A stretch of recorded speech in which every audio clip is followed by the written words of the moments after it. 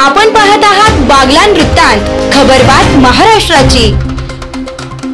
महाराष्ट्र सरकारच्या वतीने राज्यातील महिलांसाठी नुकतीच लाडकी बहीण योजना घोषित करण्यात आली असून सदर योजनेमध्ये महिलांचे अर्ज भरून घेण्यात येत आहेत। या योजनेअंतर्गत प्रत्येक महिलेला महिन्याला 1500 रुपये मिळणार आहेत। या संदर्भात आज 16 जुलै रोजी देवळा तालुक्यातील उमराणे येथे आमदार डॉक्टर राहुल दादा आहेर यांच्या प्रमुख उपस्थितीत महिलांचा मेळावा घेण्यात आला। यावेळी बोलताना आमदार डॉक्टर राहुल आहेर यांनी सदर योजनेपासून एकही महिला वंचित राहता कामा नये असं आवाहन उपस्थित आशा सेविका, अंगणवाडी सेविका, सामाजिक कार्यकर्ते, तालुक्यातील विविध विभागाचे शासकीय कर्मचारी यांना केले।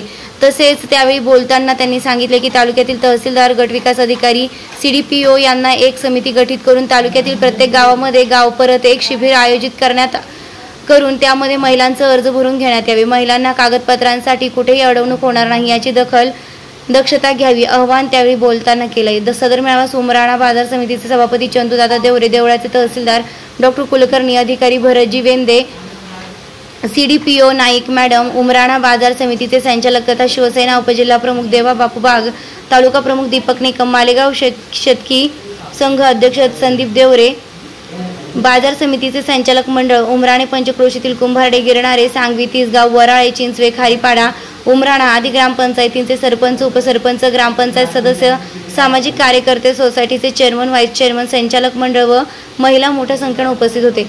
बागलान वृत्तांतासाठी मनोज वैद्य, देवळा।